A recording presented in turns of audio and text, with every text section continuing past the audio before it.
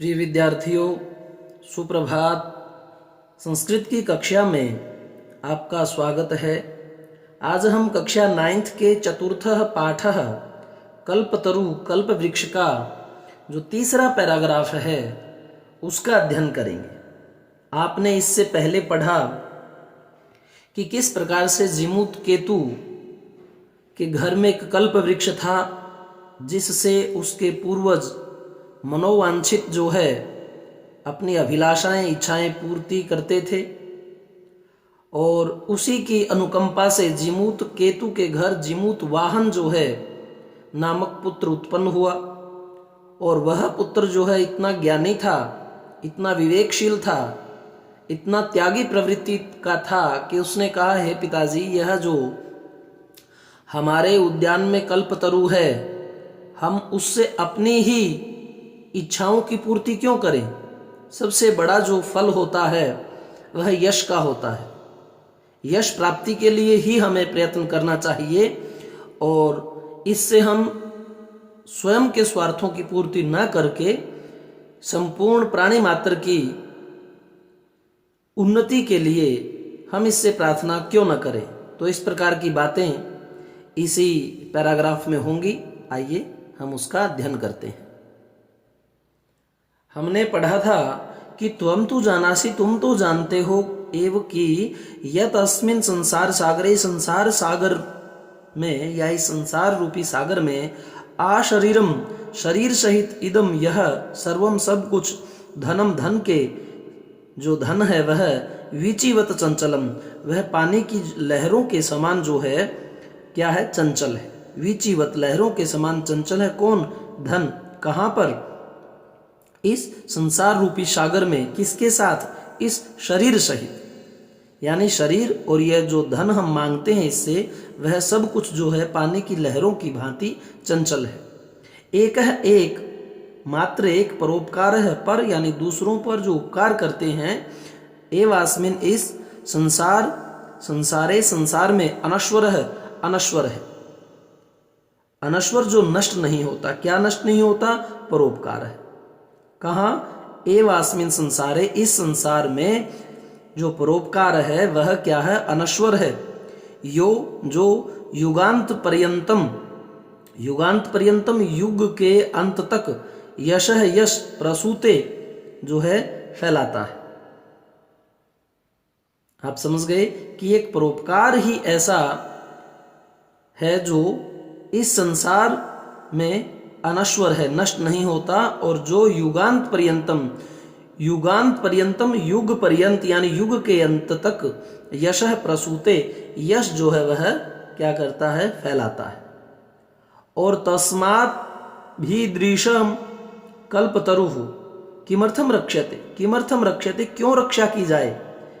ईदृशम कल्पतरुः, तो फिर कहता है ईदृशम, इस प्रकार के, कल्पतरु जो कल्पतरु है, इच्छाओं की पूर्ति वाला ये वृक्ष है, फिर किमर्थम रक्ष्यते, फिर इसकी क्यों रक्षा की जाए।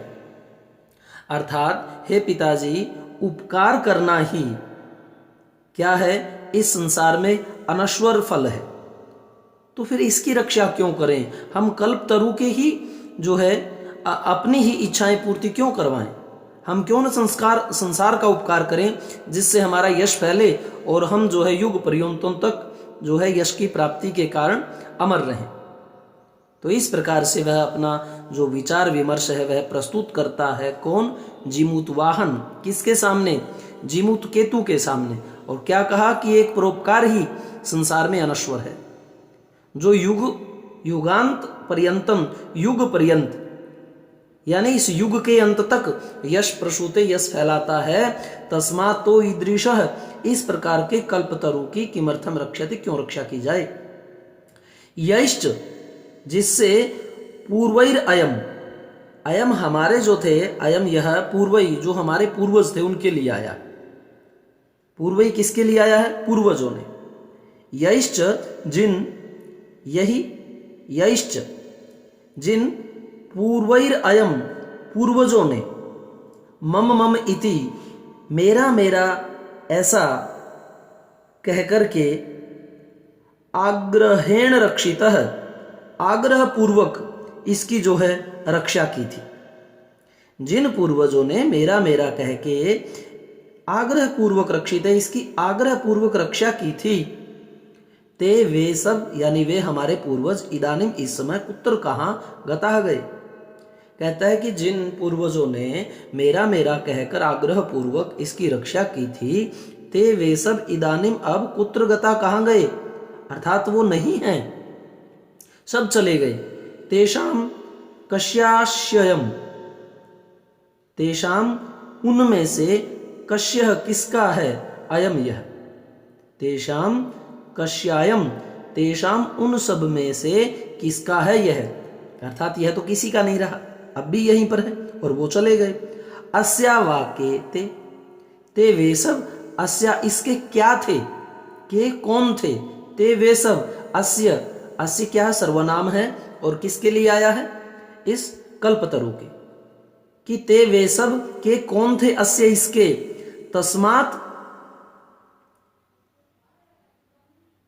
तस्मात परोपकारिक फल सिद्धये, इसलिए कहता है कि परोपकार रूपी फल की सिद्धि के लिए और त्वत आज्ञया आपकी आज्ञा से, इमम इस कल्प पादम कल्प वृक्ष का आराधयामि मैं आराधना करता हूं। तस्मात इसलिए कहता है कि त्वत आज्ञया आपकी आज्ञा से, और परोपकारिक फल सिद्धये परोपकार रूपी एकमात्र फल सिद्धये फल की सिद्धि के लिए, कल्प पादम मैं इस कल्प वृक्ष की जो है आराधयामि आराधना करूंगा। यह बात कौन कहता है, यह बात जिमुत वाहन कहता है। किससे कहता है, जिमुत केतु से कहता है। जिमुत केतु के उद्यान में क्या था, कल्प वृक्ष था। जिमुत वाहन का मानना है कि परोपकार ही इस संसार में जो है युग पर्यंतक रहता है, तो फिर इस वृक्ष की रक्षा क्यों की जाए, हमें परोपकार करने पर ध्यान देना चाहिए ना।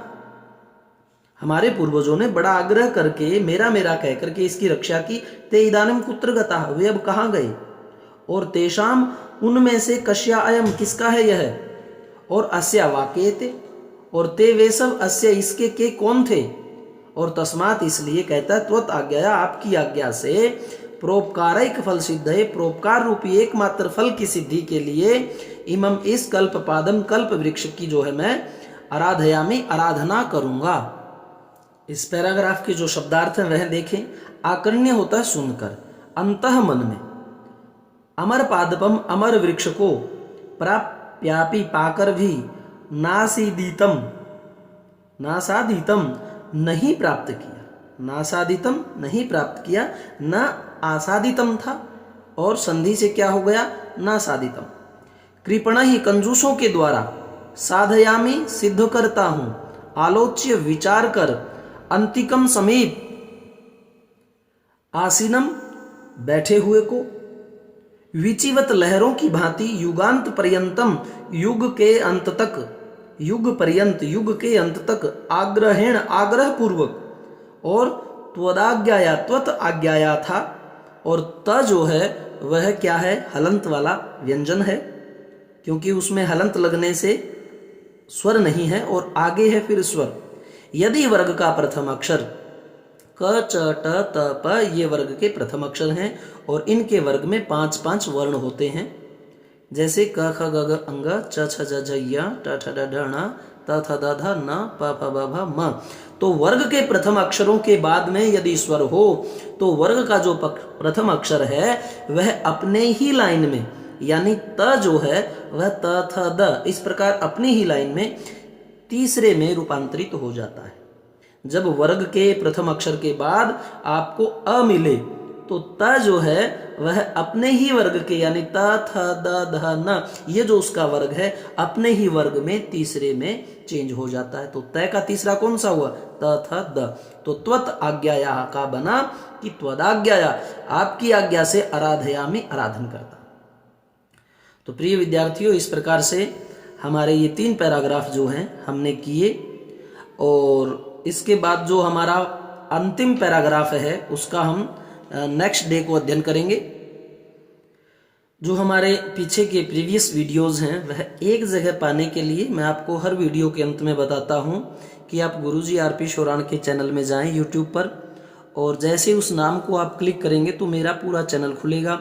ऊपर प्लेलिस्ट आपको एक आइकन दिखाई देगा, जैसे ही आप उस प्लेलिस्ट को क्लिक करोगे उसमें आपको एक पूरी लिस्ट मिल जाएगी 6ठी 7वीं 8वीं 9वीं 10वीं की, और अन्य हिंदी व्याकरण के भी उसमें चैप्टर हैं। तो आप अपनी कक्षा वाले आइकन को क्लिक करें और सारी वीडियो जो है एक जगह आप प्राप्त कर सकते हैं। धन्यवाद।